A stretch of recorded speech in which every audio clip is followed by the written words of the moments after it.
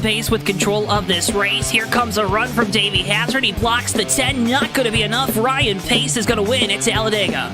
Curry trying to hold off Wilson. He's done a good job so far. Wilson, one last desperate attempt to the bottom. He won't get there. Nick Curry wins at Bristol. Coming out turn number 2, coming down the back straightaway here. Looks like he's in a class of his own right now.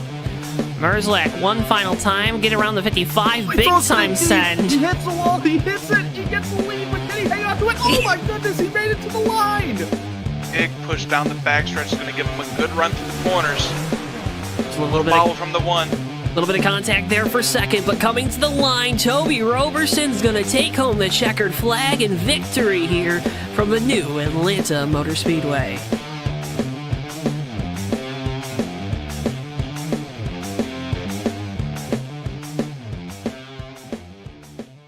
Before I wrap things up here in this segment, your thoughts on the type of race we're going to see tonight? And I would have to agree.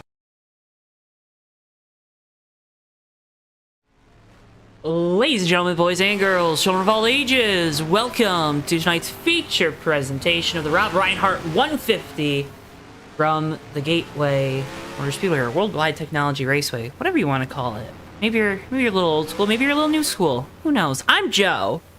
Joining me up here in the booth tonight is the one and only Mr. Austin Spencer. Austin, welcome to TMP. Yeah, how about that, Joe? How about that? I've expanded my horizons. People said I would never do it. Here I am. Are you, okay, but you're not doing that with your food, right? Like, no. Yeah, that's what I thought. The food pyramid stays a 3-layer triangle, and that's it. and that's meat, dairy. That is not on the food triangle, but you know what? It should be. What's the food triangle? The bottom, the base, you got chocolate. Okay. The middle tier, the essential bread, Okay. and the top, we got the meat. Okay. All right. Fair enough. Well, folks, welcome in. Hope you eat healthier than that. I'm Joe. That's Austin. I'm not gonna lie. I'm pretty much in the same boat, just maybe a little bit different. But That makes you feel better. welcoming you back to a always special race here on JTN from Gateway, Rob Reinhardt 150 Memorial. For Rob Reinhardt. Got some interesting stories here tonight, Austin. Rob's son Alex making his first NR 2003 start in that iconic number 77. We'll be watching Alex, see how he does here tonight. Josh Boyer's going for another victory here. He won 2 in a row. Roger Nebelsick, of course, won the first one a few years ago here on JTN. And overall, just going to have some fun trucking around this racetrack.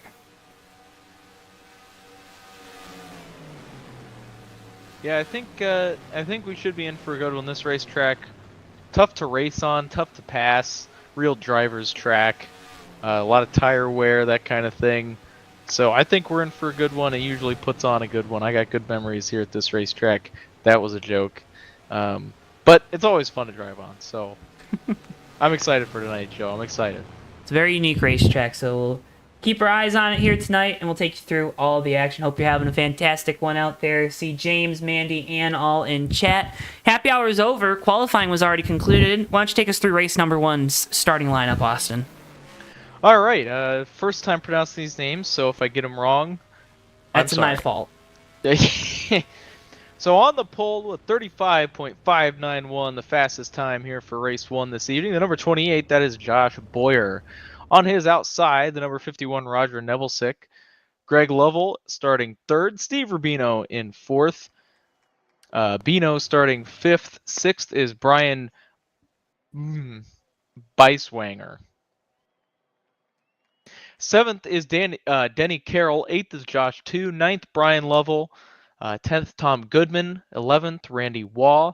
12th, we got Viper. 13th is Irv Johnson. 14th, as you said in that iconic number 77 machine, Alex Reinhardt making his first career start. 15th, Dick Jordan. 16th, Dick Johnston. Daryl. Shoot. I knew that. That one is your fault. That one is completely my fault. 17th is Rich Napick. Yep. 18th is Richard Fenkel. 19th, Tom Musa. 20th, Chris Aiken. 21st, Joe Towansky. That rounds out our field here tonight, Joe, for race number 1. Please start your engines. We get a very polite command to start the race here tonight. I'm glad I'm starting out there, so Austin. That's gonna be awesome. I'm racing. I know it. Yeah, I just had to throw you out there. Just had to throw me out there. Gonna be a fun one here tonight. You'll see some throwback schemes. We'll talk about them as the night goes on. Again, dual races here at TMP each and every week. Got some drivers in the points trying to lock up playoff spots as well, of course, with the unique format. Talk about all of that as the race goes on. But Austin, these trucks, they can go about 20, 21 laps on fuel and tires, so we'll get at least one pit stop in this race tonight. How critical is it to, if that pit stop is under green, to make sure that you don't maximize your time on pit road, rather you minimize it? Oh, it is very, very important, Joe. Especially at a track like this. This is a really hard road, pit road to get down onto. So, yeah, you just gotta be careful. You gotta tiptoe it and hope for the best. Wow, Pace Truck had a beautiful entry. Did it now? It did. Gonna be a fun one here tonight as the field makes their way off of the final corner. Fans are on their feet. Josh Boyer with control in that number 28 Napa Ford. Green flag, we're racing from the Worldwide Technology Raceway. What a beautiful name for a track, isn't that right, Joe? Water. See, the ability to run different lines is one of the best parts about this track, at least in turns 1 and 2, 3 and 4, not so much. Oh no, we're spinning at the back of the field in the air. Reinhardt up on his side. I can't tell, that's Daryl Johnston. Oh. On his roof, spinning like a top. First caution of the night is out here. Oh. It's like Dick George trying to help Daryl out. I don't know if he's going to be able to flip him back over. Let's get a replay of what happened here on the opening lap.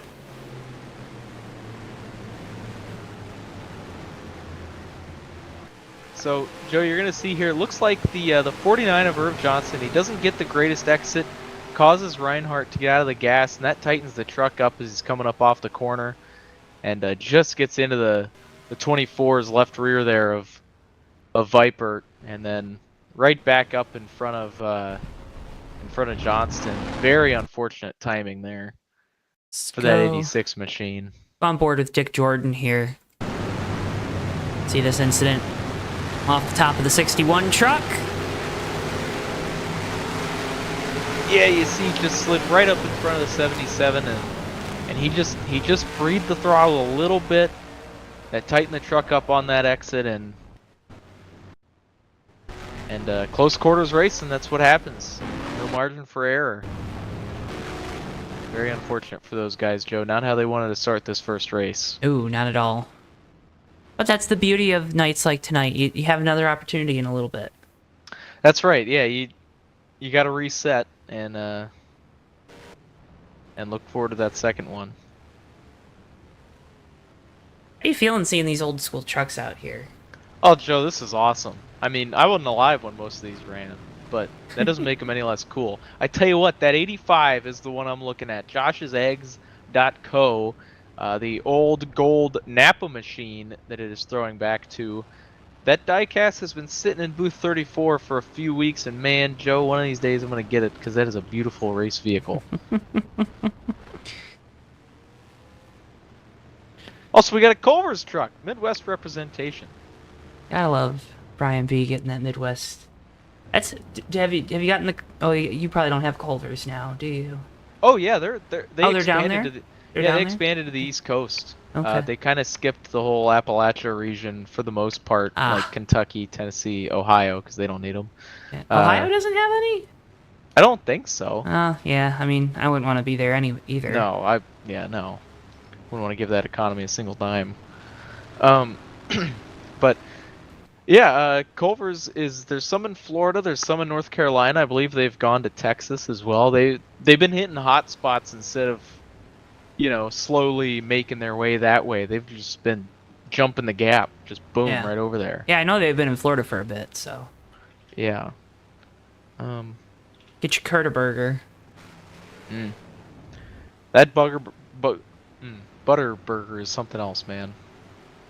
Can't eat for the rest of the week when you have one of those. Anyways, Josh Boyer going to be leading us back to green here, coming to lap 5 of 38. Green flag, we're back underway. Great restart for those top 3. They were all on top of it there. Gap the Bino brothers back there in 4th and 5th.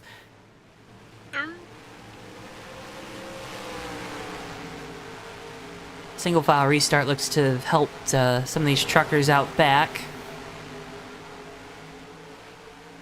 Yeah, just a little more room to work with. You know, room for error. At a track like this, you get out of the groove, it lets you know in a hurry.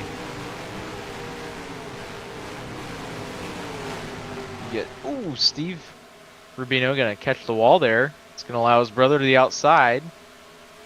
Gonna make that pass for 4th going into turn 1. Bino's run a couple races at this track, Austin, and he's had some really good results.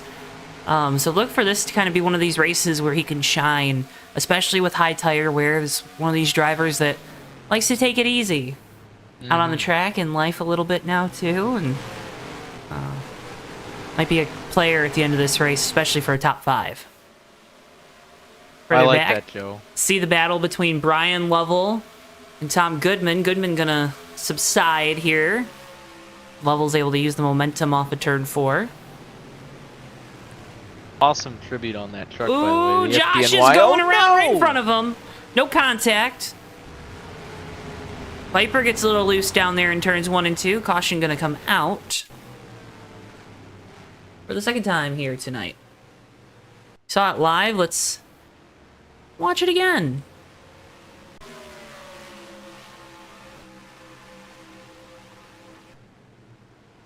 A5 just, you can see the back end get loose on him down there in turn 1 and then completely whip around through turn 2. That brings out our second yellow here in race 1. Yeah, just got in there a little bit too hot, Joe. Lost the rear end. Of course, these trucks, that's the toughest thing about them. There's no weight back there. It's all in the front.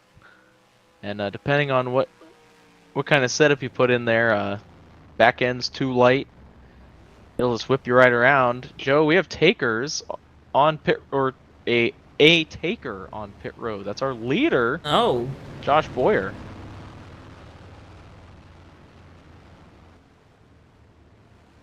Very interesting. He must have felt something that we didn't. Well, of course we didn't. We aren't out there, but we also have a couple takers towards the back of the field. Tom Moose, Irv Johnston, Chris Aiken, of course Josh 2 is going to come down, gets 4 freshies. But that'll put Roger Nevillesick in the lead, Joe.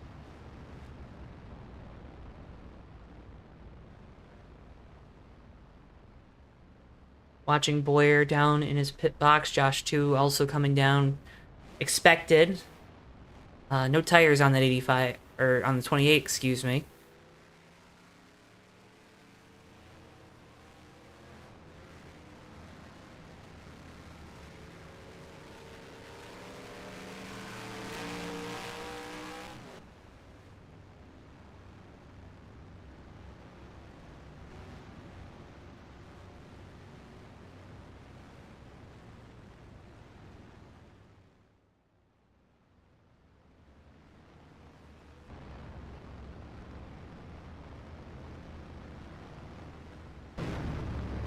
I see some more trucks coming down pit lane here. Interesting. They watched a couple others do it and now decide to themselves. Viper, Fenkel, and Daryl Johnston There you go. coming on down. Want to give, see Randy Waugh there in the Alabama Crimson Tide Dodge Ram. Out there, want to give his son Corey a big shout out here. Know he's watching out there. Have a feeling they'll be sitting around the TV at 3:30 Eastern, 2:30 Central on Saturday, because it is the third. Is it the third Saturday in October already? It is, isn't it? Yes. Yes, it is. Because it is the third Saturday in October. It's time for that good old-fashioned Alabama UT rivalry. Mm-hmm. Knoxville this year. Roger Nebelsack, though, leading us back to green here, coming off of turn number 4. Pace truck is in. And we are back away. Green flag here on lap 11 of 38. Be interesting to see how Nebelsick does out front. Obviously, it's not like he's never been here before, but it's always different that first time in a race when you don't have anyone to follow.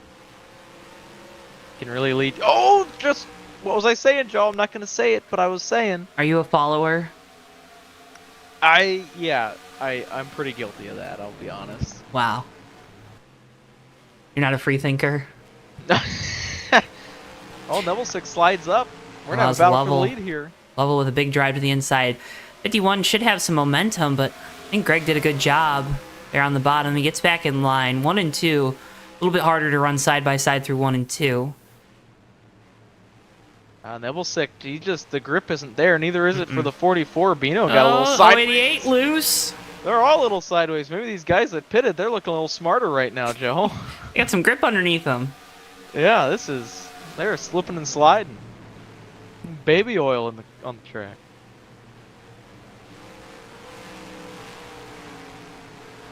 That is not what you should have said. Oh no! Alex Sorry. Reinhardt there in the 77, currently back in the 14th position. Gonna lose a couple here down the front stretch. Oh, Steve Rubino goes high. Carroll gonna take advantage, move into that 4th position. There's action all over the racetrack. There's action everywhere. Reinhardt back to 17th. Rubino back to 5th. You see Steve a little upset there going into the corner.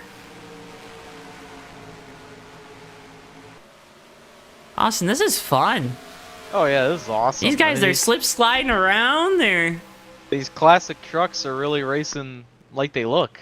It's awesome. Racing good.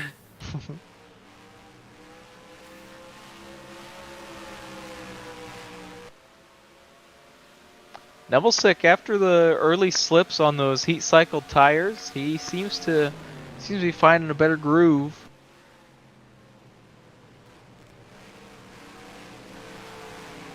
Kind of diamonding the corner there. Looked pretty good. It's gonna gap the 088 a pretty decent amount there. Now, Roger probably more accustomed to watching Indy cars go around this racetrack. Yes. Does that, there's a little bit of a difference in the way the Indy cars attack this place compared to NASCAR. Does that have anything to do with what this 51's doing right now? I think it might. I mean, that's why broadening your knowledge, your noggin, is so good, because it can really open you to new perspectives. As we say that, though, the 088 Lovell, he's back to the inside of that 51 truck, and this time, Joe, he's not giving it up. Yeah, he said screw those new perspectives, didn't he? Yeah, he did. Big dive to the inside into turn 1. He'll clear Nebelsick through the center. 51 going to try to charge back on the outside. He won't. Lovell shuts the door and takes over the race lead, and here comes Bino in the 44 looking for second. Yeah, Bino, he just kind of let himself in the door here, and boom, he has second place. I mean, just like that. He saw the door was open, and he scurried on in. Let that sink in, And Bino, actually, that last time by, ran his fastest lap of the race, so Uh-oh. look out. He's on old tires. He is hunting down that Lovell machine. Speaking of who just ran their fastest lap of the race, the guys in 4th and 5th, Carroll and Steve Rubino, both just ran their fastest laps, a few tenths quicker than the guys in front of them. This is awesome, Joe. Is there something about these guys maybe gaining some confidence now that they've run quite a few laps? Yeah, longest green run. The tires are finally close to ideal temperature. They may have some wear on them, but they're getting to that ideal temperature. And yeah, Joe, these guys are starting to look comfortable. They're starting to get racy.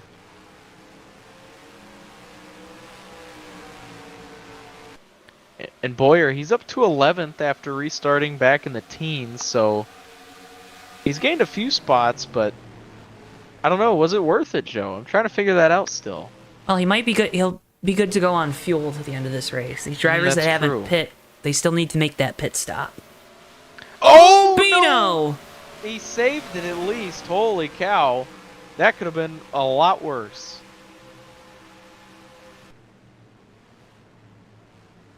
Yeah, 51 lost the lead.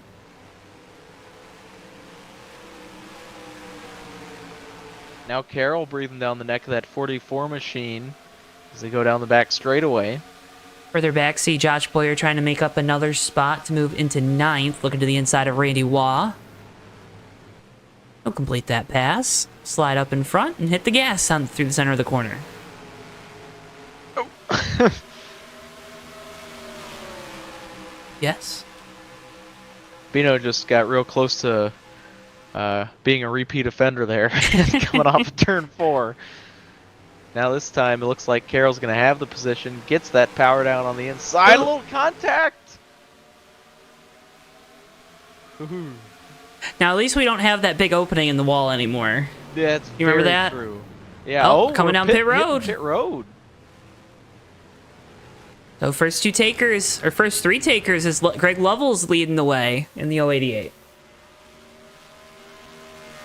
Now we'll see how long the rest of these guys stay out. I can't imagine it'll be long. No, tires are gone. Yeah. Listen to this 51 right now. Modulate the throttle. Tires are gone. Think he's coming here. I think I agree, and yep.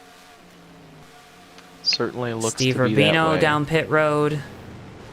Base Swinger in the 67 also down pit road, so that leaves Goodman out in front trying to lead some laps, get some bonus points. Talk about it. Top 4 drivers right now in the that are not locked into the playoffs are Tom Musa, John Wall in the 0, who isn't in this race, Steve Rubino in the 07, and Darrell Johnston in the 86. As Josh Boyer goes on by. So already 4 drivers locked into the playoffs based off of the Cup 03 season that just concluded live right here on JTN a few weeks ago. As Goodman going to come down pit lane.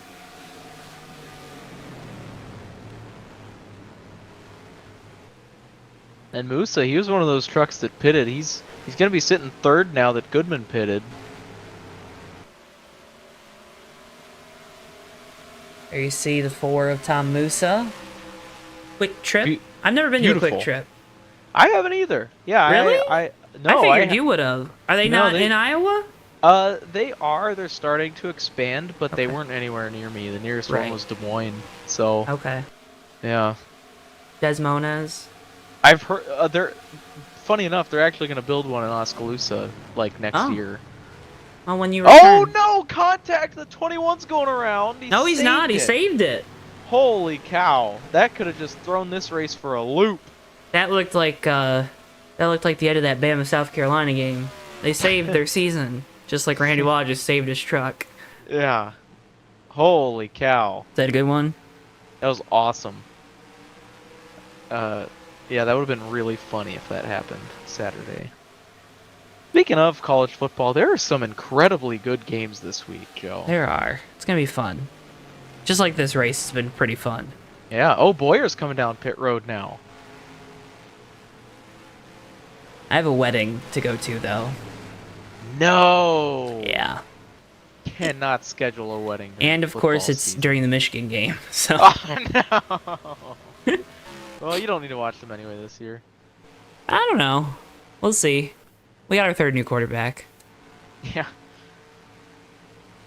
Maybe this one will be better. This one can throw the ball at least. Yeah. Turns the ball over though too, just like the first one. So what are you gonna do? You know what? Tom Musa down pit lane. Is there any winning anymore? I don't know. I feel like defense is too good. Oh, is Tom Musa pitting or is He's he in the grass. No, he was pitting. He misjudged it. I was gonna let it slide, like he let his truck slide there, but you know you had to bring it up. So I'm sorry. I just looked over and boom, there he is. Mowing the lawn. I do just want to one more college football thing. I'm very excited to see Oregon in primetime at Purdue. That's going to be very funny. Could also be not funny at all, because Purdue's extra bad this year. But we all know what they do to top 3 teams, so. They go to die in Ross-Ade Stadium, don't they? They do. Or sometimes in Kinnick Stadium, on their own accord. Yeah, been there, done that. Uh-huh. That was my first Hawkeye game.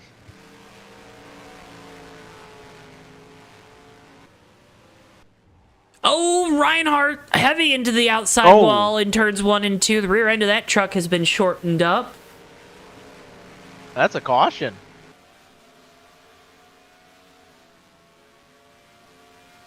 Oh, wow. Throw a wrench into everything. Third caution of the night. This is going to be interesting, Joe.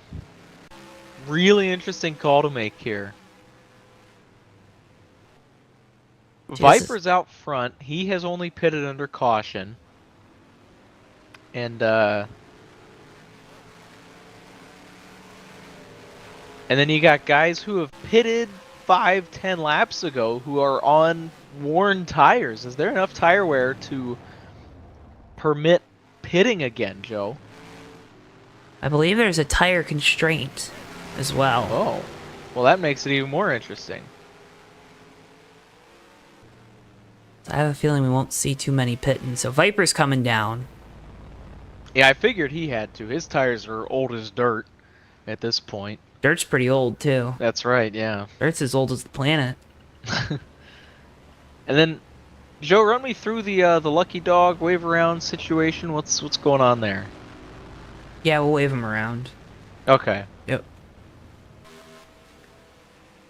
I know different leagues have different approaches to tackling the NR systems. Looks like we'll have quite a few wave arounds, too.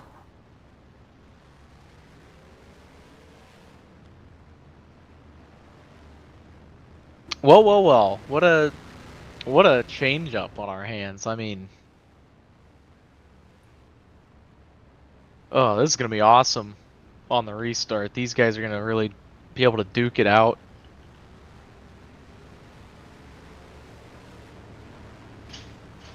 What a beautiful short little race, you know? And we got another one coming up. Yeah. We get 2 for the price of 1. 2 for the price of 1. That's a deal. It's a BOGO. Yeah. The best kind. You work. Oh. You work in the supermarkets. I do. Are you a big fan of BOGOs? I don't know. We run those almost as often as we run like buy 2 get 2 or buy 2 get 3. And you can't pronounce that one. That's a But get BT GT? BTGT, that's right. Yeah. A British Touring Grand Touring? I don't know. Yeah. Yeah. Hey, Truck lights are out. We'll go back green next time by. Upcoming races here on JTM. Bomb Squad Racing Cup Series from Rockingham next Thursday night. Danny Hardy Memorial on October 28th. And then the Fuel Grand National Series season finale from Homestead November 6th. Those are your next 3 up. Live right here only on JTN.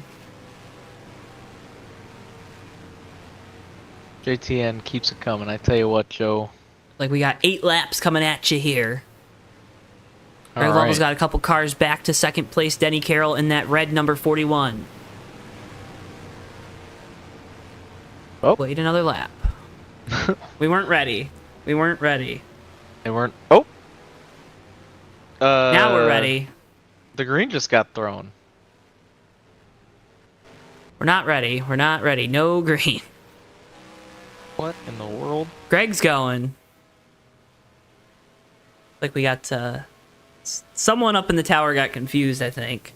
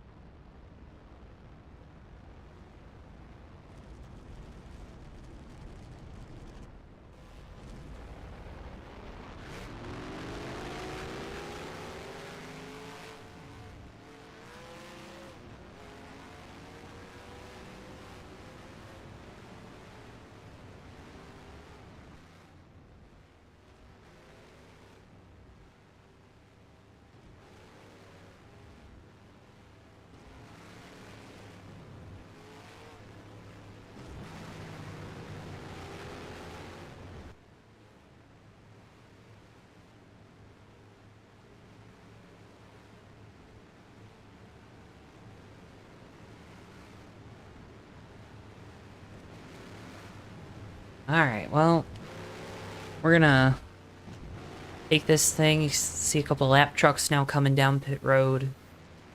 Gosh, 2 in the 85.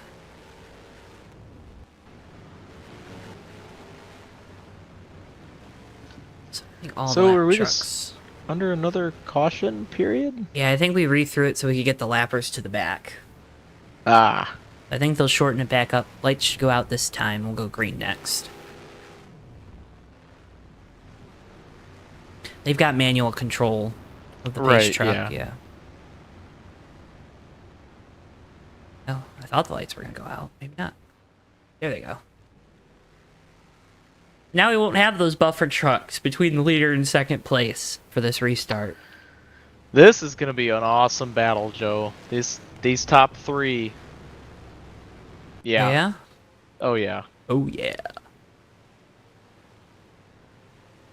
Who are you picking here, Joe? I know you just want entertainment, but who are you picking? Whose side are you on? I'm on the side of the fans. I'm picking the fans to win here because they always win on JTN. Mm-hmm. That's very true. I think Denny Carroll has it in him. He's gonna lead his first laps of the race, and he's gonna lead the last one. I'm saying it now. Restart with 5 to go, no problem. Level with control in that 088 Ford. And back away we will not go. Now we go. Green flag. What in the world? I don't know. You'll have that. Hey, it happens. They knew it this time. They knew it was going to happen this time.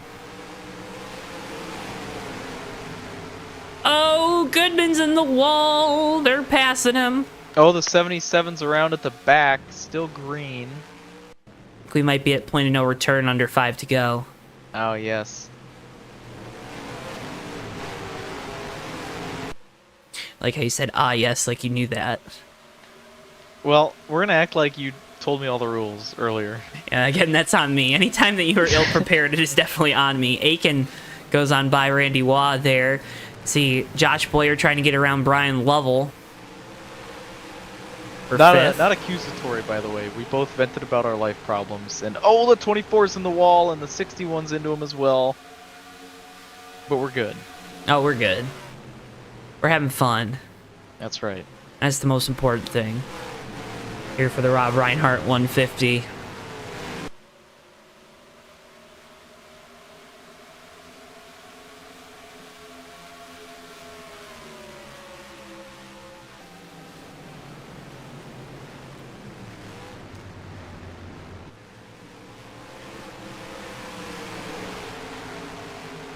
Nebelsack a little bit loose there off of turn 2. See Boyer getting to the inside of Steve Ravino for 4th. Trying to get up on this podium. Holy cow, Boyer is flying right now, Joe. Yeah, he's man on a mission. The strategy did not work out for the 28, and now he's trying to claw his way back. It's always frustrating when you're hell-bent on a strategy and then the race just says no over and over. So I understand how hard he's driving right now. He just set the fastest lap of the evening. No, he didn't. I'm lying to you all. Wow. That's my bad. Coming to the white flag this time at the line. Can Josh Boyer somehow get to the front? I think it's going to be a tall task from here, Austin. But right now, Greg Lovell's looking at a mirror full of Denny Carroll in the 41. Yeah, you never know, Joe. Gateway, here as we take the white flag. Gateway has produced some very interesting finishes, maybe involving a driver of yours, a time or two. Don't worry about it. Oh, Carroll, he's peeking at that inside. Oh, Boyer with contact and Nebelsack goes around. Steve Rubino drives on by for 3rd. Caution is out, but we're coming back to the checkered flag. Death Craver 1 to go. Lovell, can he hold off that 41? Carroll, he got a good bite through the center of the corner. I don't think it'll be enough, Joe. It will not, as Lovell fends off Denny Carroll and wins race 1 here from Gateway in the Rob Reinhardt 150. Heck of an effort from that 41 truck, but just not quite enough to get it done. Keeps the clean to roll off the grid here in race 2 soon. But man, the 28, he was trying so hard, he just carried a little too much speed. Back end got light on him, slid up into that 51, but heck of an effort. Here's a replay. You see Josh Boyer there in the 28. Gets back on the throttle. Nebelsick maybe comes down to hug him a little bit. They make contact, and you're going to have that on the last lap of a race, aren't you, Austin? Yeah, that's racing. I mean, if you're not trying, you ain't winning, you know? You got to try something.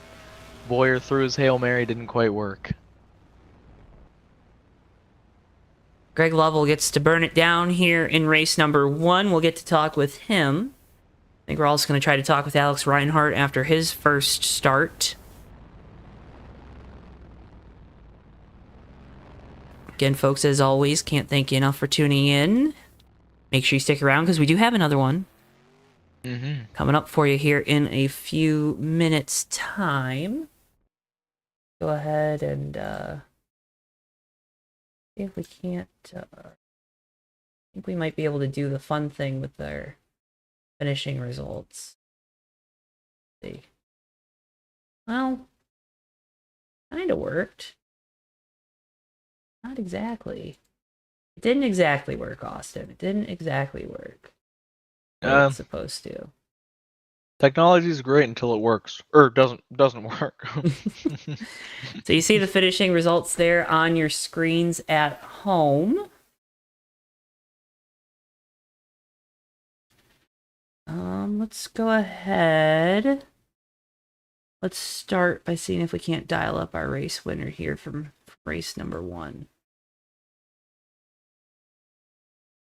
Dialing up our race winner from race 1, driver of the number 088, Greg Lovell. Greg, do you got a copy? Yeah, what's up, Joe?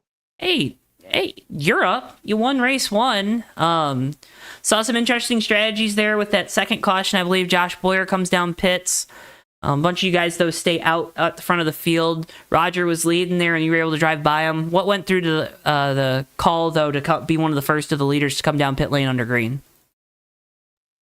Hey, I didn't know. Well, I was going to wait till my field was all the way down before I come in and pitted, so I could take fresh tires with about 19 to go. I knew if I did, I would be hard to pass. I'm pretty good on this track, so I don't know, man. I almost made a mistake. I went in the corner too hard there with about 3 to go, and slid up the track a little bit more than I wanted to, and I thought it was going to hurt me. Saw a lot of drivers kind of struggling with that lack of grip, especially as the run went on. How challenging is that when the truck can take such wild swings handling-wise throughout the course of the race? It don't really get loose when you slide up. It just slides up the corner. It don't really get loose. It looks like it's getting loose, but you're not getting loose. You just didn't get on the brake hard enough before the corner, or slow down quick enough before the corner, and it pushes you up the corner. So that's what I did. I didn't back out early enough to enter the corner on the bottom. Well, Greg, again, fantastic job here at race number 1. Lead a race high 14 of 38 laps. Congratulations on the big win. Before we let you go, though, I want to give you the opportunity. Got some great partners on the truck. Got some great folks to shout out. Floor is yours. Yeah, Frank.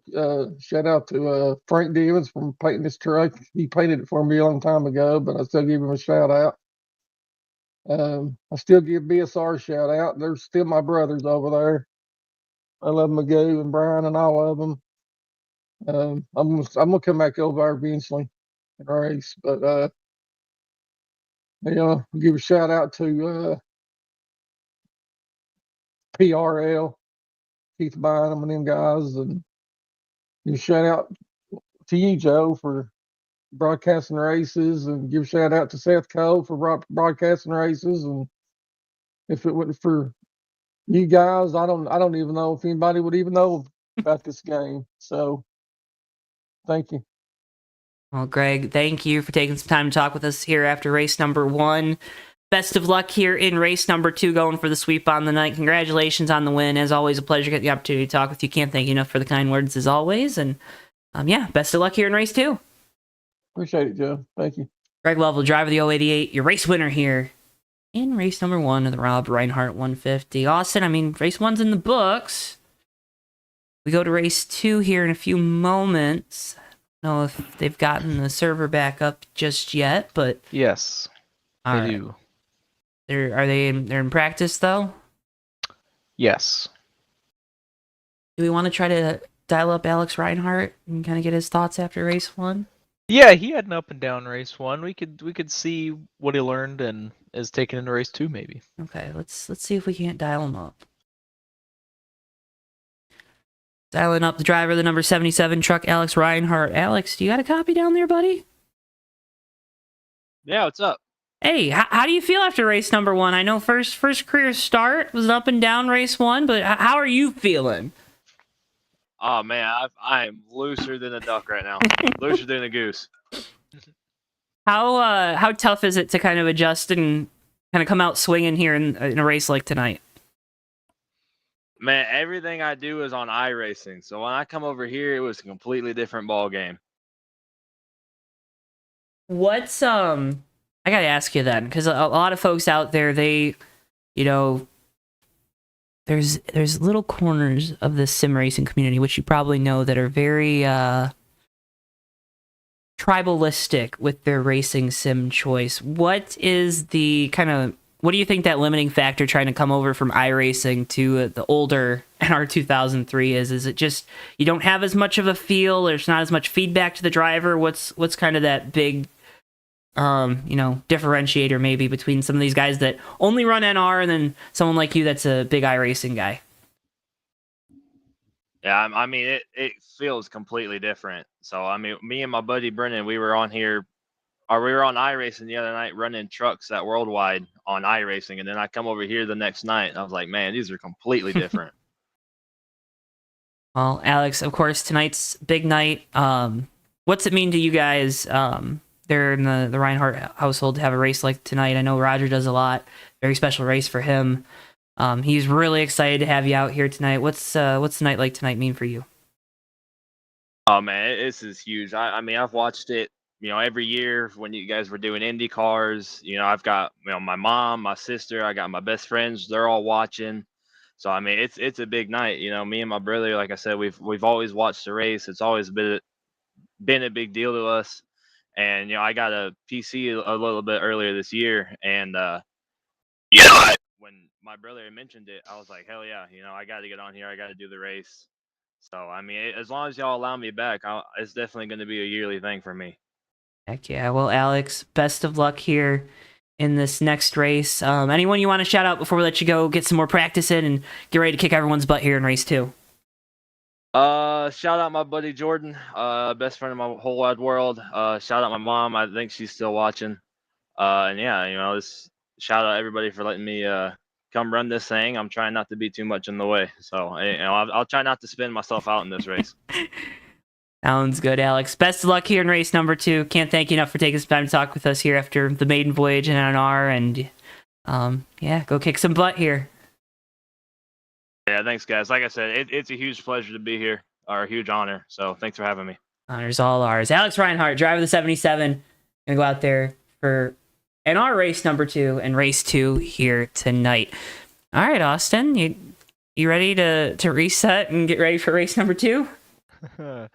Yeah, reset we will. Weather is just about the same, obviously, because we're still here in East St. Louis, Illinois. East St. Louis, Missouri. This track's in Illinois, Joe. I know. I was just, we got to call it St. Louis, even though it's not St. Louis. Yeah, fun fact, this track's in Illinois. In case anyone didn't know, I would love to burst a bubble or two. This track isn't in Illinois, or isn't it in Missouri? What? No, it's in Illinois. What? Yes. I've driven past it. It's barely know. in St. Louis. I know. Oh, sorry. Yeah, I'm sorry. I'm just being a little cheeky. Oh. Being a little silly Uh, goose. Oh, that's awesome. But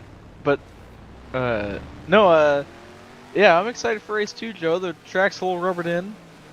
I'd be interested to see what kind of race we have now that these guys they got laps under their belts. See if they attack the track anymore, maybe. And we've got Jamie Tedder, John Wall joining us here for race number 2 as well. So He has a dance named after him. who? John Wall. Does he? Dude, John. Wow.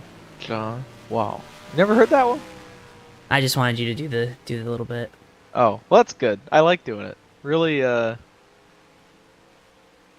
really Makes- throws me back. Make you happy? I want you to know, me knowing that dance from my childhood got me extra credit on a college exam once. Did it really? It seriously did. That is amazing. It was a history class, really cool professor. Sorry, they're qualifying, so I'm just gonna yap for a second. History class, really cool professor, and he was like, there's a popular dance back in the mid to late 2000s, popularized by a specific basketball player, and he like kind of did it like in a white way, with no rhythm or anything, and I was like, oh my god, that's the John Wall. I haven't thought about that dance in years, and no one said anything, and I was like, does no one know this dance? You're kidding me right now. I'm in a very diverse group of people. Like, I wasn't just surrounded by a bunch of white people. It was quite the opposite, actually. And I was like, mind you, this is a lower level history class. I was a senior and I was just getting my credits out of the way. And I just like history. And I genuinely think those people that I was in the classroom with were too young to remember when that was a thing. And that boggles my mind. And I waited like 10 seconds and no one raised their hand. And he was like, he played for Washington, guys. And I just raised my hand and I go, John Wall. And he just goes, yes, Austin, thank you. And then he immediately says, you are not who I thought would answer that. And I was like, thanks, man. Appreciate it. Can't think the nerdy looking kid would answer that. Yeah, like, dude, I am very obsessed with sports. That's what you're going to cannot put that school one for. past me. Huh? That's what you're going to school for. That's right. That's like been the whole point of my existence since I was Yeah. like 2 years old. Yeah. But anyway, back here to Illinois. I wish I was going to Illinois this weekend. Yeah, for the game, the big Yeah, game. Go to Champaign. Champagne's a beautiful little Yeah, it's area, just by the a bunch way. of cornfields, though. Did you know they have a cornfield in the middle of their campus? Really? Yes. Yeah, I had a teacher in high school that went to University of Illinois, and he always talked about it. That's crazy. I've been on their campus and I did not know that. Oh. Guess you weren't very observant. No, clearly not. I mean, when have I ever been? That's true. That was the crazy part. When we went to that Iowa game last year, the football game, and we're like, yeah, why don't we go to the bar real quick? And you were like, yeah, I've never been into downtown Iowa City. That was like, Oh, to me, yeah, no. that was like insane. So it's like, what do you mean? You've been here numerous times and you've never been into the city. That was like Yeah, a no. 10-minute walk. Oh, yeah. Yeah, no, I mean, usually I had a buddy that lived in Cedar Rapids, and so I would just we'd go do something in Cedar Rapids. Either that or it's like a hour and a half, hour and 45-minute drive back to where I live, so I would just want to go home. So yeah, I never hung around Iowa City. Never. That's the one city in Iowa that I never really went bar hopping in either. So yeah, I just don't have the experience. And I had that infamous ice cream with you. Yeah.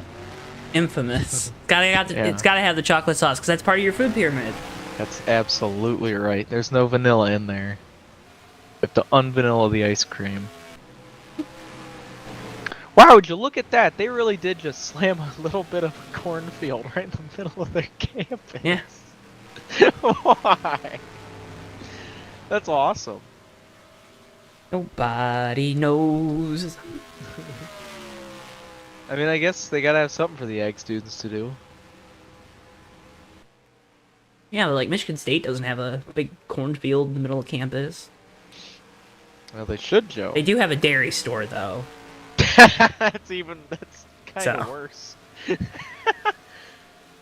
That's funny. Better or worse? I would say it's better because they sell ice cream. Oh, okay, yeah, that's pretty cool, Oh. I guess. Why don't I you mean, take us through hey- the lineup, Austin? Oh, yeah, actually, we probably should do that. That's right. Do you want me to? Yes, I would like Oh. you to do it. Okay, here we go.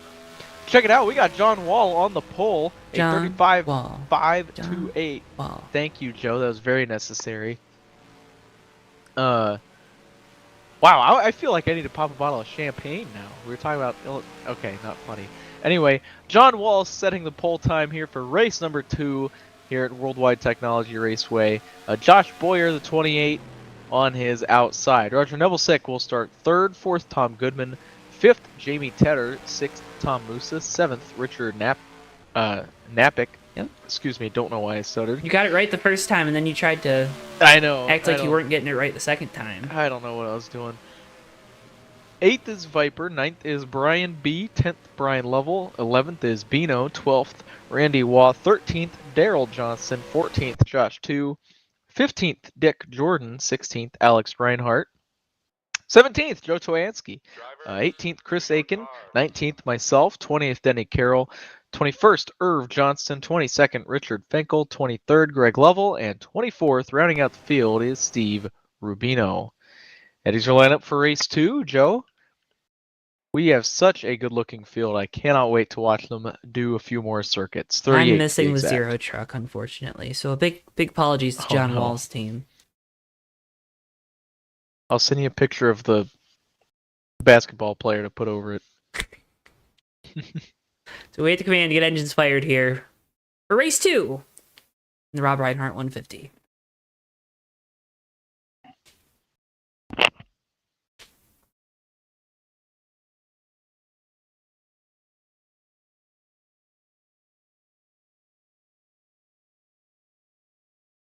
Drivers, start your engines!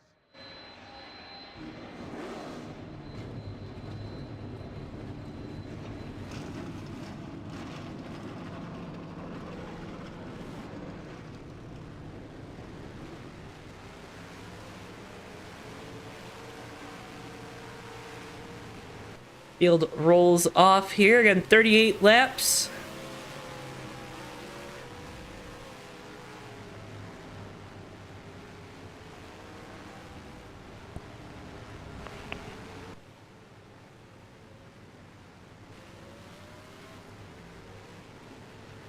Should be another good one, Joe. Excited to see these guys apply what they learned from the first race to the second. How much do you think they learned? Oh, I think they learned a lot. I tell you who learned a lot is the crew chiefs on the box. They were taking notes that whole time. They were taking notes? Absolutely, that's what they do.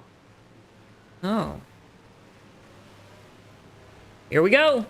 John Wall with control in the zero, green flag, and we're racing once again here from Worldwide Technology Raceway. Great start for that zero truck on the bottom lane there. We'll see how they work their way through turn 1. Little 3 wide action further back in the field.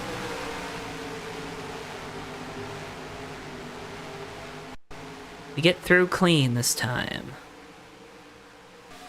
Clean, and I tell you what, that zero truck has set sail, Joe. Ooh, we're 3 wide.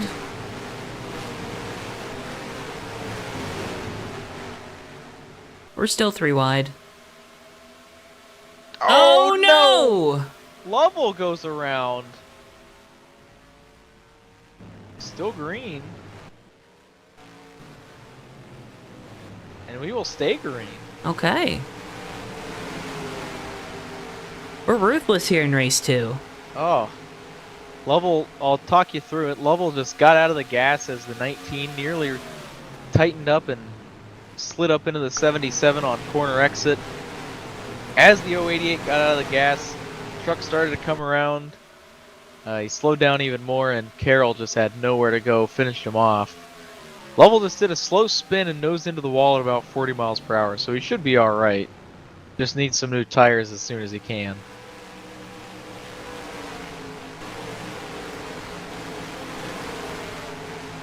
Got a Hey, what, Joe? gaggle. That's 0. Sorry. Oh, there's the caution.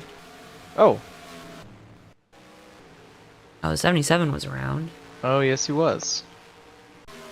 Looped it off the exit of 2, it looks like. Well, that's a good break for the 088. Yes. Trying to chase that sweep of the night. So this is where it's important, folks, because I have a feeling what happened with the 088 is that no one called the caution. Mm-hmm. So I'll get you a replay of what happened there. Just kind of some checking up and chaos and calamity and excitement. Mm-hmm. Just a classic accordion effect there. Have you ever played an accordion? No. Okay. I'm gonna be honest, I don't think I've ever seen a real accordion in person. Are you serious? I really don't There's no think way. so. I really don't think There's so. no way. I didn't play any instruments as a kid, Never? so I was never in a band room. I don't think I've ever seen an accordion. Huh. That's honestly surprising. I feel like that's one of the instruments you see, like, when you're young. Mm-hmm. I mean, is your memory not very good? Could you be forgetting? I mean, I don't know how you'd forget it, though. That's true. It's, like, revolutionary. I've had my fair share of concussions though, so you never know. Did you play sports? Oh yeah. Okay. I played baseball for a little bit. I played soccer for quite a while, and then I played football for the longest. Okay. I was just making sure you got your concussions in a manly way. Oh yeah. I'm probably half and half with getting them at football, and then getting them from lacking awareness. I knocked myself out at work once. That was pretty embarrassing. Joe, every time I'm on here, you just learn something awful Like, about disappointing, too. Like, they're disappointing things. You're Yeah. like... You know when, like, you tell your mom something that, like, you did wrong, and, like, she's probably happy that you told her that you did something wrong, right? Like, okay, Right. my kid was honest. But then there's just, like, a sigh, Mm-hmm. or just a tone. That's what I feel. Mm-hmm. It's like, ah. Yeah, I was picking something up off the ground at work, and I had one of those two-wheel dollies Mm-hmm. that has like the handle that bends outward. And when I was going back up, grazed my temple. It wasn't much of a graze. I had smacked my temple on the handle, and I fell. Anyway, we're going back to green here, Joe. John Wall leading us down. Here we go. Back underway, field races down into turn number 1. I love yapping us right back to the line, right, Joe? You do. It's okay. Oh, we got one around. That's Tom Musa. Caution gonna come back out. Oh, it actually started ahead. Did it now? Yeah, the 43 of Brian Lovell. It's like he wasn't ready for someone to be slowing down or something. And he gets in the back of the 67. Not too sure what And then happened the there. 4 got run over. Didn't tell if that was... It looked like Musa was just being extra cautious, and Johnson just got into him. Wasn't he? Probably had his eyes up the racetrack on. Oh yeah, I'd be watching the truck that's spinning with smoke, you know? Yeah, That's yeah, what I would be watching that. So no blame there.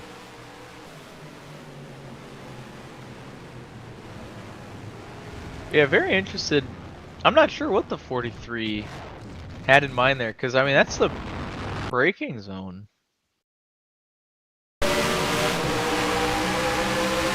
It is I don't TMP know. Night in America, Tristan.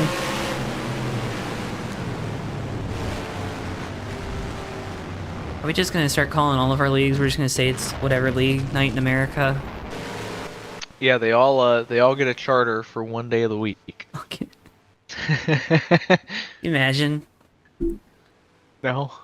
Oh, we'd have to sell those things. Yeah. We're Oh, gonna darn it. charge the TMP league, like what, $19 million for Wednesday night. That's how charters work. Yep. And then suddenly next year we'll ask them to renew, and instead of 19 million, it'll be 73 million, and you won't know why. Are you alluding to anything? No! Why would I do that? I think we should send them, like, the contract that they need to sign to at, like, 6 p.m. Yeah. and then tell them they have to sign it by midnight. Nobody in the office. Yeah, no, all legal's already gone home at that point. The pens are not open. No. But then they risk losing their night, and we can go shop it around to the highest bidder. Yeah. You know what, Joe? We can even take it over ourselves. Oh my goodness. It could be like a network night, you know? If you could tell that we aren't too pleased with the rumblings about the NASCAR charter agreements, which I think is the general sentiment for Yeah, most I don't- folks. It's not even rumbling anymore. It's a giant earthquake and there's a tsunami coming. Well, yeah. I believe originally the injunction hearing was supposed to be today, but NASCAR was able to get it pushed back to the first week in November. Yeah, I believe the 29th? Okay. Because, yeah, that's what they wanted was November, and then the court was like, nuh-uh, we gotta solve this, folks. We gotta can't solve just this wait. quicker than that, yeah. Yeah. Which, it is still funny that it was supposed to be today, and NASCAR is like, nah, don't feel like it, so they got their way, of course. Well, yeah. Which is what this entire lawsuit is about, by the way. We talked about it over on the Fake Racers podcast. We can check out on Jack and Turf. But, you know, also NASCAR and IMSA having a joint race randomly. Yeah. I wonder what the timing revolving around that could be related to. I couldn't tell you. Monopolies? What? No. Can you imagine if NASCAR bought IndyCar? That would be insane. They would own the top 3 forms of motorsports in America. Yeah. And I mean, 3 of the top 4 forms of motorsports Yeah. in the world. Yeah. Yeah. No, that sounds fine and legal. Yeah. I mean, it depends on what you think about WEC. But True, but hey, we're Yeah. America. we're America. IMSA's better. Yeah. John Wall's been the best here in race number 2. He's led every lap from pole in that 0 truck. Green flag. It's a Greg Biffle Granger throwback. That's what it is. Mm-hmm.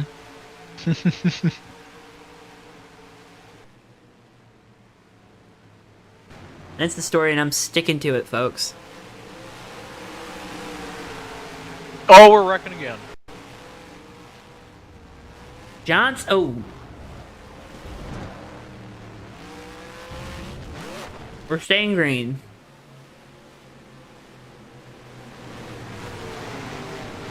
.43 is still in the grass back there. We're staying green.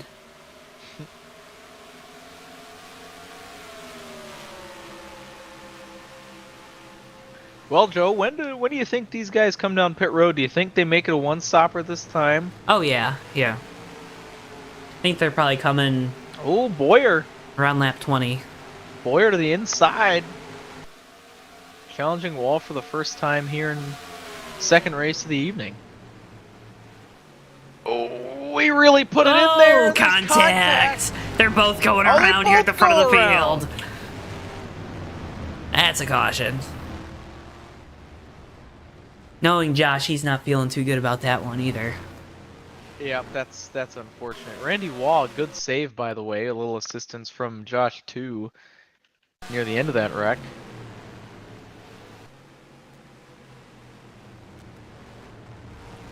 Just a little too much sauce, Joe. I think that's what they say these days. A little kids too say? much.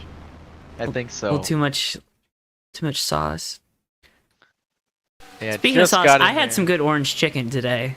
But go Oh. on. Goodness gracious, man. Like good orange chicken, not like Panda Express. Right. I'll have to talk to you about this here in a minute. Once we review these two We'll watch these incidents. replays real quick. I got some words. Let's go on board with Tom Goodman, who is right behind this contact in third, and is now your race leader. Yeah, just... Zero might have slid down a little bit. I mean, 28 definitely maybe a little too hot, but... Yeah, I definitely think that's just two guys going for the same real estate, and it's a competitive market these days, so you'll have incidents like that, and I mean, you know, like I said in race 1, by the way, beautiful save here, that was awesome. But like I said in race 1, if you're not trying, you're not gonna win. So you're not cheating, you're not trying. that too. But no one cheats here, anyways. And that incident. Oh, the other incident. Prior, that's right. Let's go back to that. Yeah, the 77 of Reinhardt got a little help from Richard Finkel in turn 1 there. Looked to me like the trucks in front of the 77 checked up a little more than he expected, maybe, and definitely more than the number 2 expected. And there was contact there. The 77 went around, the 43 went around. Or excuse me, not the 43, the 86. And then, oh, there was contact with the 86 and the 43. We have pit road choices, and I tell you what, it wasn't everybody. It was Matter of not. fact, it was very, very few. I think we got guys still trying to maybe save those tires. They must be, yeah, because they didn't take them this time. John Wall didn't even pit. Oh, he pitted last time around, that's why. But Joe, you're talking about orange chicken here. I tell you what, one of the best parts about working at Harris Teeter is they have, so I work at a giant one, and they have a little extra stuff that maybe not every Harris Teeter has. They have a big hot bar, and they have like an Asian bar, a wing bar, a salad bar, all this kind of stuff. And their Asian makes incredible fresh orange chicken, sesame chicken, Kung Pao chicken. Oh man, lunch is so good every day. Sorry to flex, but I get what you're talking about. Anyway, we're coming back to the green flag. Tom Goodman leads us down, and we're green, Joe. Just like that. Just like that. There were a couple things that you said there that I hope someone clips, but...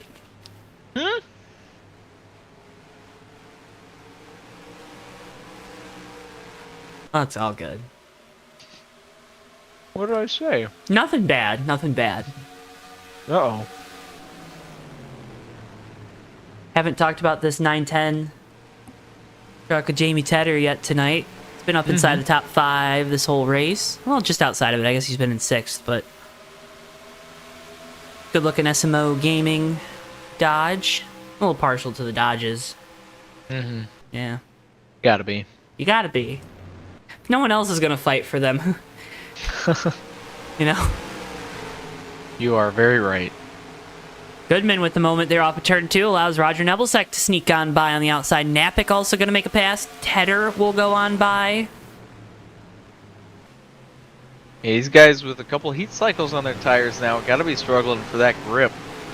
And I tell you what, Joe, they got a pit here pretty soon. They do.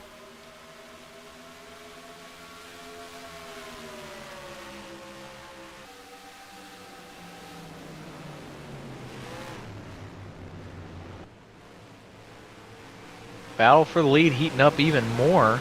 Napick to the inside. Napick's going to make it work, but look at this, a little bump drafting down the back straightaway. 51 stays on the outside of the 6 truck. Goodman throws it in there, looking for third. Holy cow, that truck looks like a handful right now. Beautiful job to keep that going forward, though, by Goodman.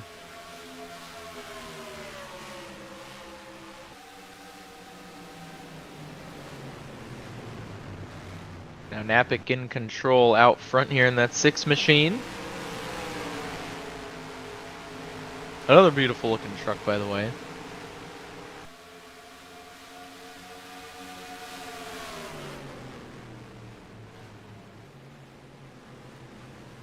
Oh man, Nebelsick really threw it in there. That's going to let Tedder get to the inside.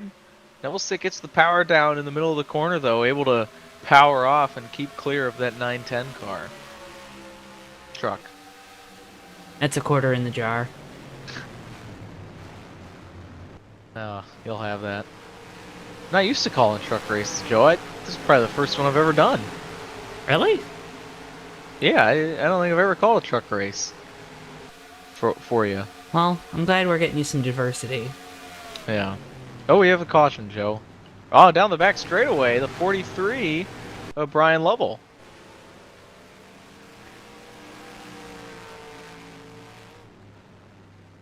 This is perfect for those guys who need to pit. Yeah, they'll all just pit here, won't they? Yeah. See the 43 here, he just is gonna get a little loose when he puts the power to the floor. And 2 was there. And yep. Unfortunately, that 2 truck, wrong place, wrong time for Richard Finkel. He has had a rough night, hasn't he? He has. He's been wrong place, wrong time 2 or 3 times this season. Or not season, tonight. Evening. Yep. Even worse. Well, here we go, the brigade down pit road, Joe. Pretty much everybody. Even the 28 who just pitted. I think they probably came down, fixed damage, build it up, but now getting their tires.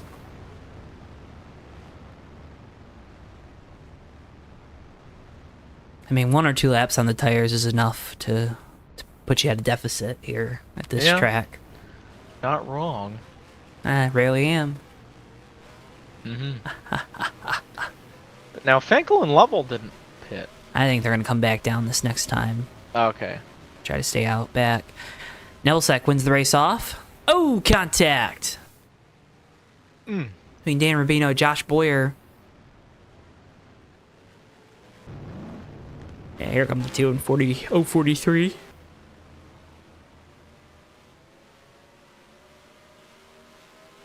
I have an Ultra Motorsports number 2 truck diecast signed by Jason Leffler. That's awesome. I didn't even know it was autographed by Jason Leffler when I bought it. I just bought it because it's the Incredible Hulk truck. Oh, it's the Hulk one. Yeah. That's really cool. And I opened the box, and a picture falls out. It's a picture of Jason Leffler autographing a diecast. And I'm like, oh. And then I opened the diecast, and it's autographed, and I'm like, oh. So I gotta find a place to put that. Absolutely. The only thing that sucks is he signed it on the deck, Oh, on the truck bed. that is unfortunate. So I mean, hey, that's the best surprise, though. There's definitely a couple cars that I've bought from random places where I didn't check the car before I bought it, and boom, you got an autographed one. there was one car I drove to a place that was, because I saw it in their Facebook ad. It was the Brad Keselowski Discount Tire Challenger. I saw it in their Facebook ad that it was like on the shelf with all their diecast. And I drove like 40 minutes to go get this car, thinking it's going to be like 60, 70 bucks. They wanted $25 for it, and it was autographed. Anyways. Oh, wow. Yeah. Crown jewel in my collection. As Roger Nebelsack leads us back to green here, coming to lap 25, and we're back on our way here from Worldwide Technology Raceway. Oh, what happened to the 24? I think he missed a shift. Oh, no, don't slide back up. Great control, and we avoid complete disaster. And we stay green. And we stay green. Dan Rubino to the inside, a Tedder for third.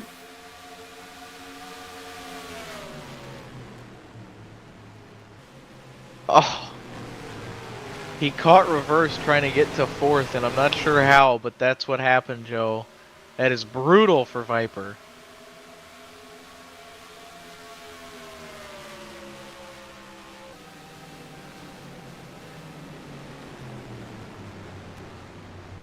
Ooh, the 910 drifting there.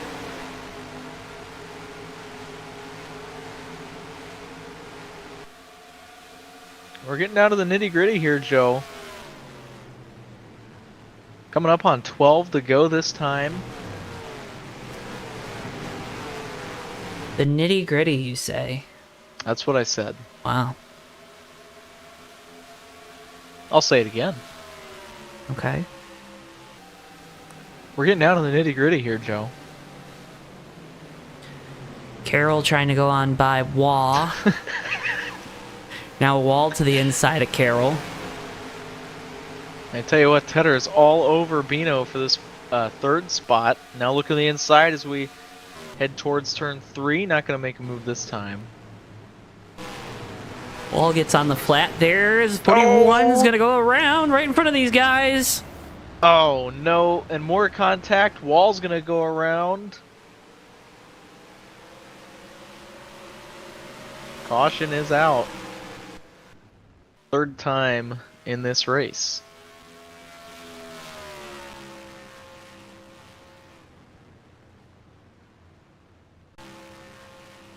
Kristen's trying to derail us. Asking me about the Michigan hockey team.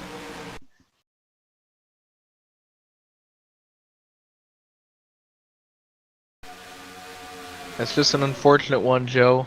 It's you got pressure in your mirror, and might be mirror driving just a little bit, lose your rhythm, lose where you are, lose the truck. I am guilty as charged plenty of times in my illustrious racing career, sim racing career. What was illustrious about your career? All of the highlights I made from wrecking. Do you remember? Let me. There's another look at the incident. If anyone ever wants to feel embarrassed, don't, because I got a good one about you, Austin. You ready? Okay, sure. There was a big wreck off of turn 2 at Talladega, and you were streaming.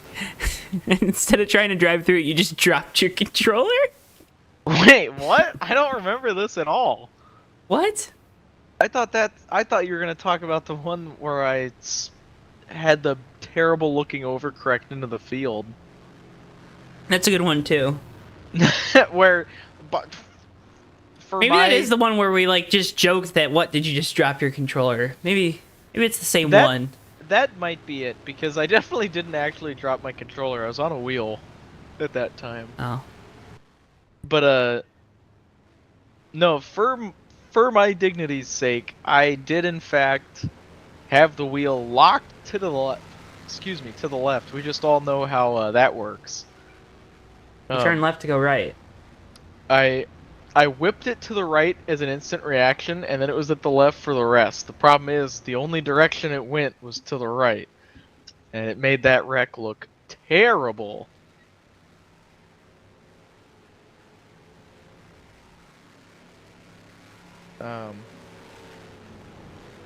But anyways, yeah.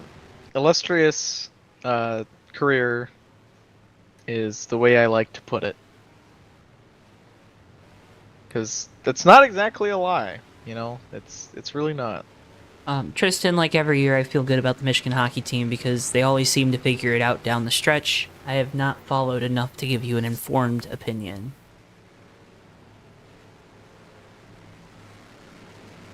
And that is my fault. I have been super busy. Yeah, you know, adult life makes it a lot harder to keep up with sports than it used to. Especially niche ones, like college hockey. Yeah. Green flag, Nebelsack with control, 8 to go. We're back here, we're green, Joe. We're going. Roger won the first Rob Reinhardt 150 back when we were running the Indy cars here. Tonight going for that second win.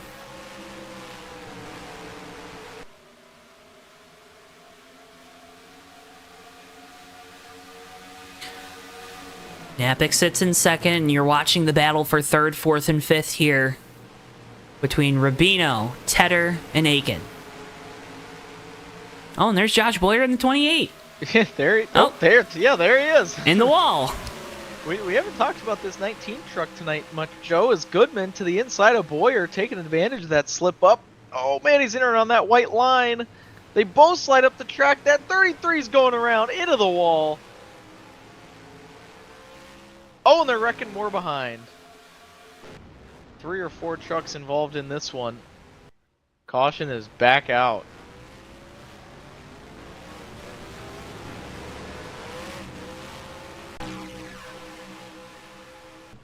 This all starts with the 33 entering very low into the corner. After the 28 makes contact with the wall. Let's see the replay here. So there's 28 into the wall. 33 going to go lower, lower, and lower. He's now to the inside, and you noted it really quickly there, Austin. He enters on the white line, and that's just not a winning strategy here in turns 1 and 2. Yeah, it's hard to make it work, and of course then the guys behind also they got swept up in it, just trying to avoid, and they all ran out of room. Don't you like it when you're trying to avoid something and you end up collecting yourself in it anyways? Yeah, I'm pretty good at that. Starts with Irv Johnston here in the 49. Irv did exactly what I usually do. You get on the brakes a little harder, and the brake bias doesn't agree with you. The weight shifts are bad, and back end comes around on you, and yeah. And then, wow, look at this, Joe. For a split second, these guys are 5, almost 6 wide. What an image. What a frightening image. Yeah. But yeah, it's really easy to do, especially on a track like this, so flat. You get on the brakes real hard like that, or you get out of the throttle at the wrong time, and then the truck's just floaty, and it's just the back end's just going to keep rotating without that power there, and yeah, leads to what we just saw there. Now, Joe, are we going to get back to green flag racing? We will, won't we? Oh, yes, we will. Yeah, pace truck lights are already out. Yeah, they are. We'll go back green with 4 to go. And green from here, right? I believe so. All right. What I was trying to say was shout out to that 19 of Chris Aiken. We haven't talked about him much, but that is a beautiful race vehicle, and he's been doing a good job. Yeah, eat some crackers. Here we go. Green flag. 4 laps to go here from Gateway. Oh, it's a good restart from that 6 truck, and look at him fan out, Joe. Oh, that 28, he's squeezing. Oh my goodness, they make it work a little bit better this time, but you gotta wonder on these cycled tires, how are these guys gonna be able to race each other? They're 3 the 28 wide. sideways, they're 4 wide. The zero's around at the back. We're still 4 wide up here. It's a mad scramble right now, Austin. Yeah, big hits there on the back stretches. They are just all over the place in the entrance at turn 3, and now as they make their way through turn 4, the caution is out. So we'll get a replay of that incident. I think we'll be able to go back green. A lot of wall was eaten back in turn 2 there. And I think the 0 starts with the 0 just getting loose on exit. Yeah, there you see it. Oh, a couple big hits. The 41 hard into that Herman Quiroga wall. That was a deep cut right there. It was. I saw him win a race. What? Yeah, he won a race at Michigan, didn't he? Oh, that's right. I forgot about that.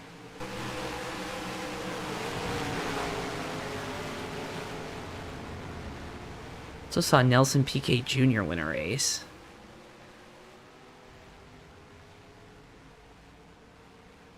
But that is not a conversation for tonight. Roger Nebelsek's out in front of the field. I think what's going to happen is we're going to get a 1-lap shootout to the end of this race, Austin. That'd be fitting, Joe. I mean, that'd be a good true ending.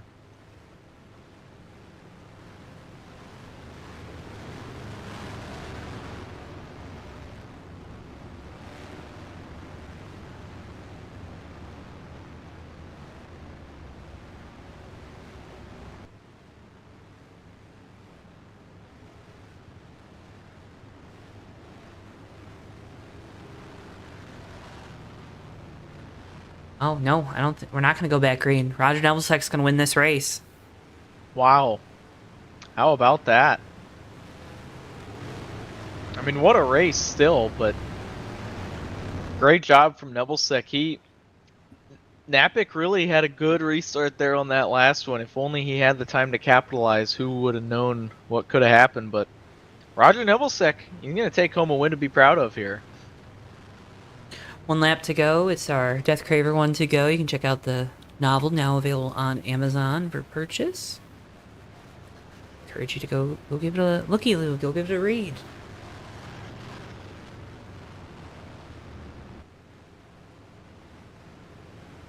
We'll be live next Thursday night with our friends over at Bomb Squad Racing from Rockingham, October 24th. Encourage you to tune in for that one. We'll be back with our friends at TMP December 11th for their Truck Series season finale.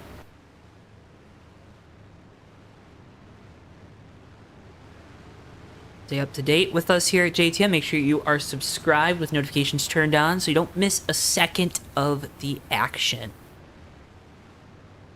Roger Nebelsick will pace the field through turns 3 and 4. And off that final corner, he'll take home his second win here in the Rob Reinhardt 150, winning race 2 here this evening. The 51 Ski Machine is once again a winner tonight from Gateway. Hey, you know, Joe, doubleheader, always nice to win the second one. You get to go home feeling pretty good about yourself. Sucks winning the first one because the other guy gets to end the night in victory lane, right? That's right. Yeah, winning the first one is fun until you're in the cockpit for race 2 and it's not going your way. Just like the 088, he had a rough night. Got back in the top 10 after that early incident, so not terrible, but yeah, not going to be feeling probably quite as good as that 51 truck will be. 51's going to feel a little bit better.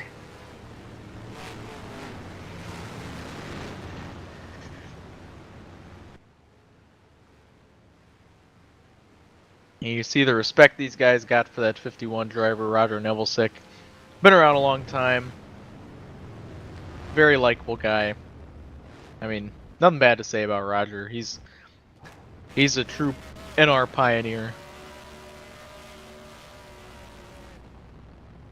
And still winning races. That's the most important part. There he goes. Now he's got the burnouts going. I was worried there for a second. He knows what he's doing. It's that bright green ski citrus machine looping around here for the fans, giving them a smoke show.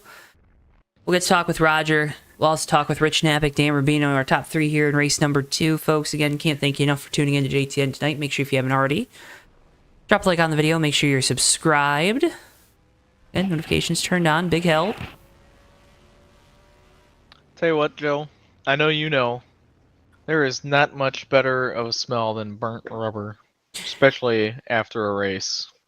Have I told you the story of the NASCAR magazine I had that had that burnt rubber cologne in it?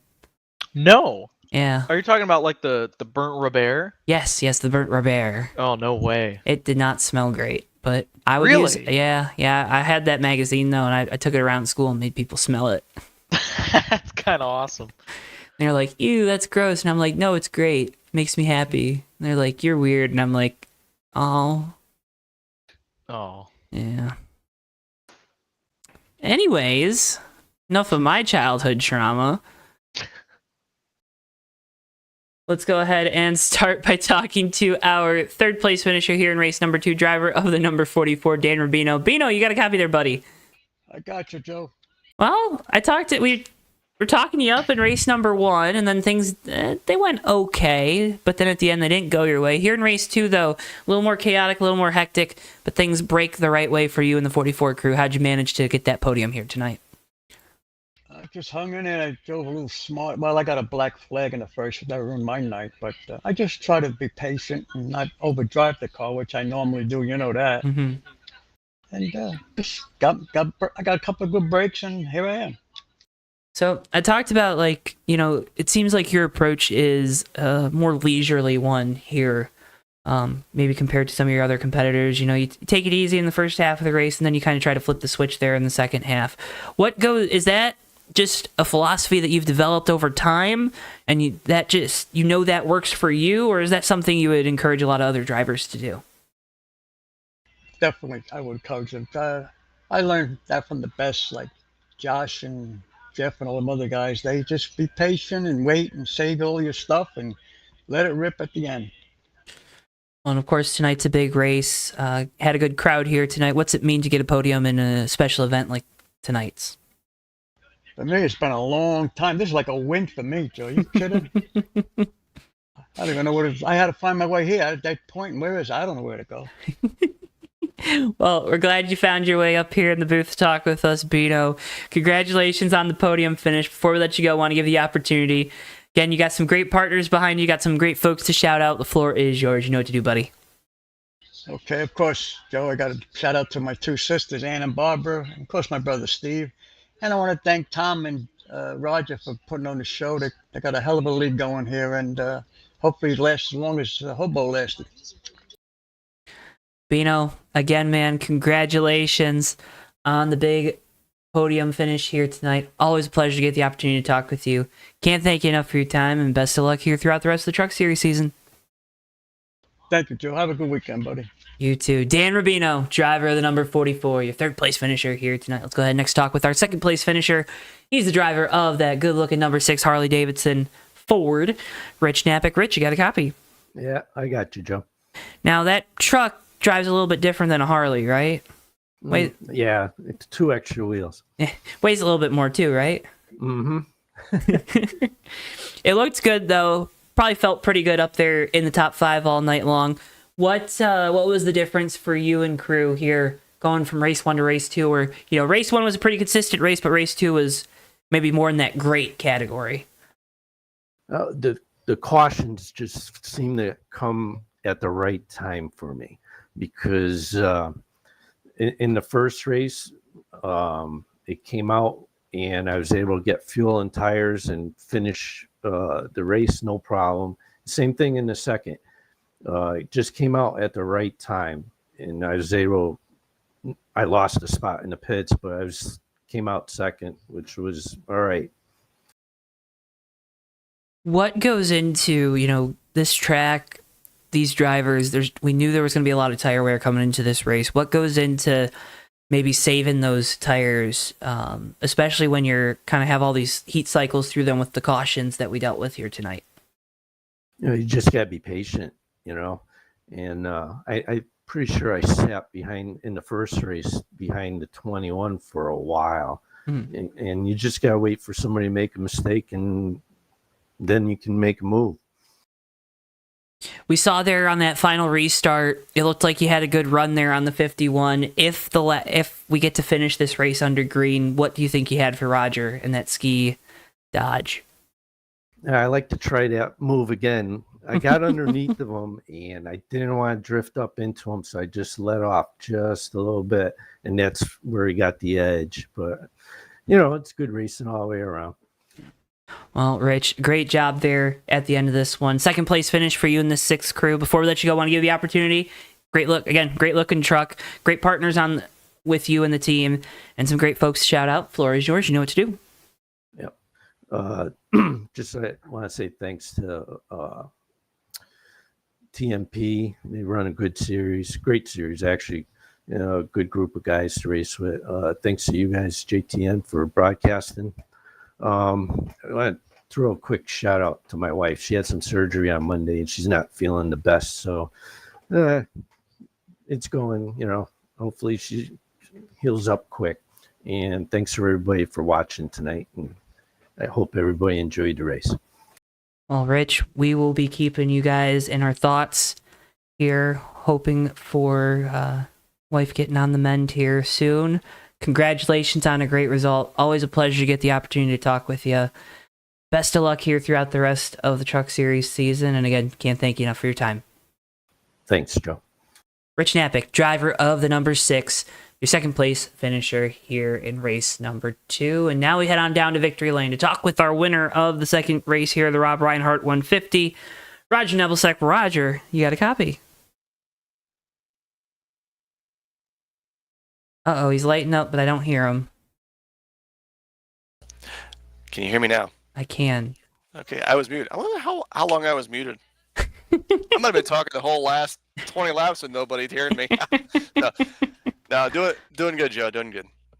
Get a big win here, second one in the Rob Reinhardt 150. I know a little bit different than the Indy cars where that first win came, but of course it's a special event for you tonight. What's it mean to get that second victory in this race?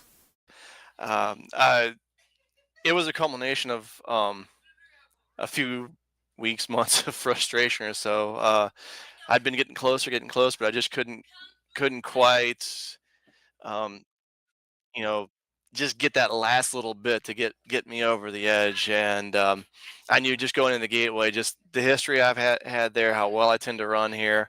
I was like, it was gonna be a good night. I just didn't know when and where. I didn't know if it was gonna be race one or if it was gonna be race two. So um, fortunately, I got it done in the second one, and I can spend a little bit more time talking to you rather than have to jump back in the car and go take off for the second race. What's the we saw there the 0 and the 28 have their commotion down there in turns 3 and 4 that kind of turns this race on its head, because those were two of the faster trucks out there tonight. What's going through your mind when you see those guys make contact? First, I'm assuming it's, oh crap, I got to make sure I don't get collected up in this, but then what goes through your brain after that? Yeah, it was. I saw him go into 3, and I saw him just get together, and my first reaction was, "Uh-oh." And then I kind of was watching where Joe was spinning, or not Joe, Josh was spinning a little bit, and I said, "You know what? Cal's going to get through this. I'm going to get right on his bumper, and I'm going to stay there." And I'm like, "All right, here we go. Hopefully, I don't get hit." And I made it. I made it through. So that was a big sigh of relief. And yeah, John is so good, just week in and week out. And we were making the jokes that we want to take up donations. So if anybody out there is still watching, we could definitely use some more donations for TV races, because apparently he doesn't do well with TV races. So let's keep these on TV, huh? But no. So yeah, with one of the major contenders out of the way, it definitely opened the door. I didn't know if I was going to, be able to hang on to it the last, 18, 20 laps or so, or I might slip up or something like that and somebody get underneath me, because I'd been having trouble getting into turn 3 most of the night. So I wasn't very consistent on my line.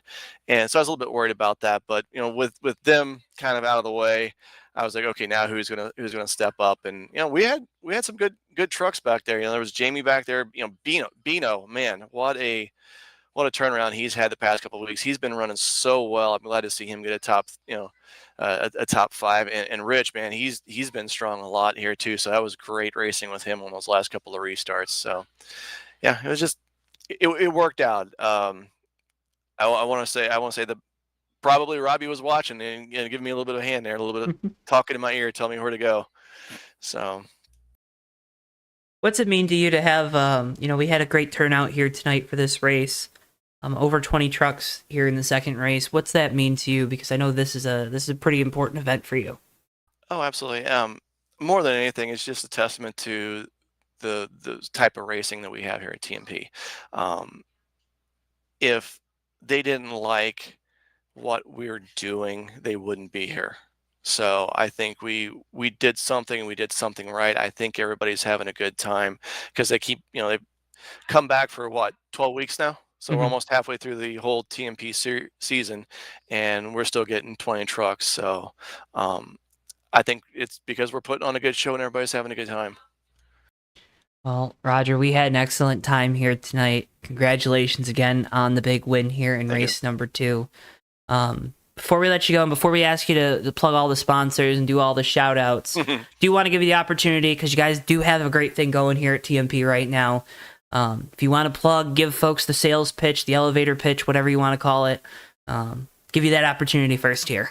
Yeah, I'll put on the promoter hat real quick. So, yeah, we're running almost to capacity right now. We've had about 21 trucks. So if you want to check out TMP, please check out on our Facebook page at TMP Racing. We do have a website, martgo.wixsite.com/TMP Racing.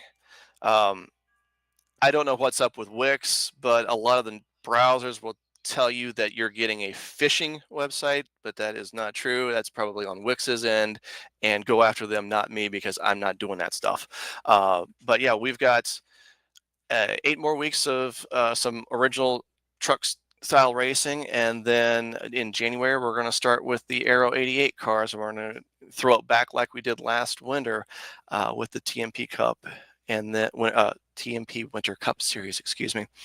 And then we're going to have the championships with the IROC cars, and that that is shaping up to be something really, really exciting. I'm looking forward to it and hoping we can get one or more of those races on the books for you. But if not, no big deal. But yeah, please check us out. Shoot us a message. Let us know that you're interested. We'll gladly have a chat with you. And without further ado, you got some great partners on your truck, a great, very bright truck tonight, and some great folks to shout out. You know what to do, Raj. Yeah, absolutely. So before I go any further, so we were talking with Randy Waugh this evening before we got on, and his son Corey likes to watch, so he likes it when somebody gives him a shout out. So hi, Corey.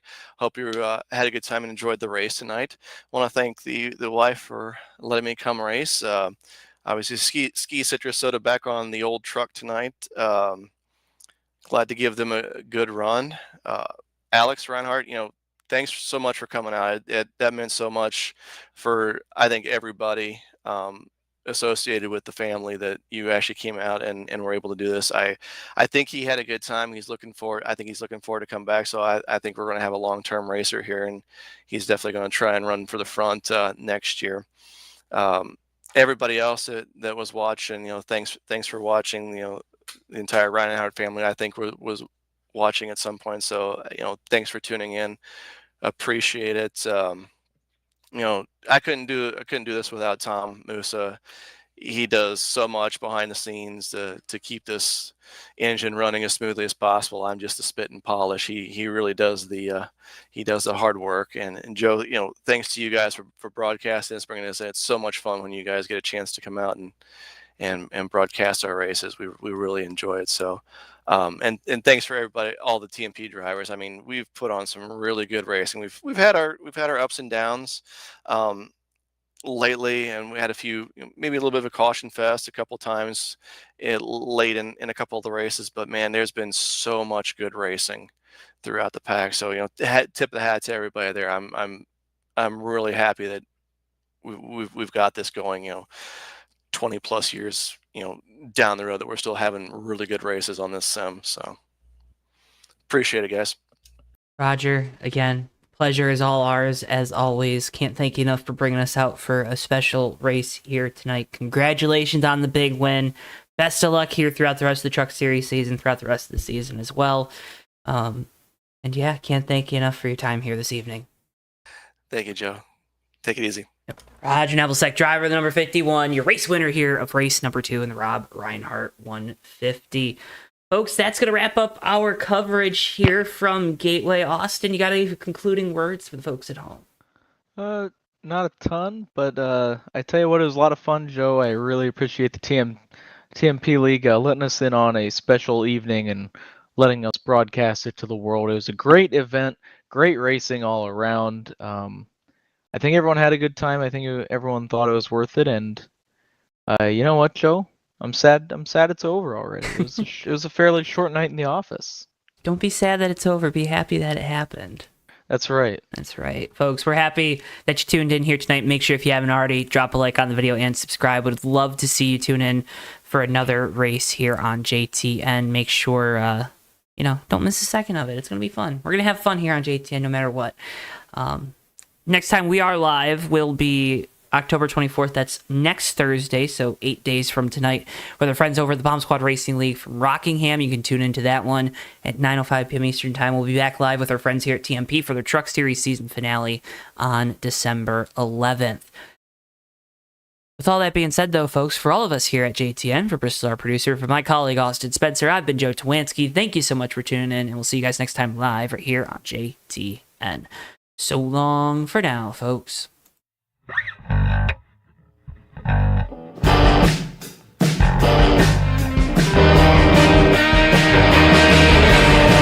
Three wide for second, but Sean Whitehill is going to bring it home and win the race at Atlanta Motor Speedway.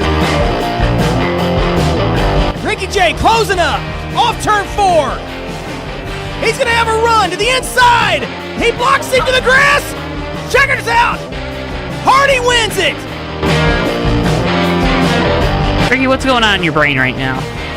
Yeah, putting on 4 big rubber shoes and 2 gallons of, 2 cans of exploding dino juice here, Joe. Down to the tunnel turn. These guys are throwing it through there and around to the back. Oh, Oh, no. the wall, as well as RJ Bishop. Down in front of Keith Hughes. Oh, no! Big hit. RJ Bishop. Oh my! Oh, Ricky big J, wreck. big crash into the wall. Oh, The leaders no. have wrecked. Ricky J is upside down. Magoo is hard in the wall. Tyler Mallon escapes with no damage. Everybody else in this main group, including Nelly, is junk. Through the north chute they'll go. The 24's into the wall. Almost contact there. The 10 with the shallow entry into turn 4. It's going to be a drag race down the front straightaway. Folks, the 24's in the wall. They make contact. Turn around. Nappick goes on through the flip.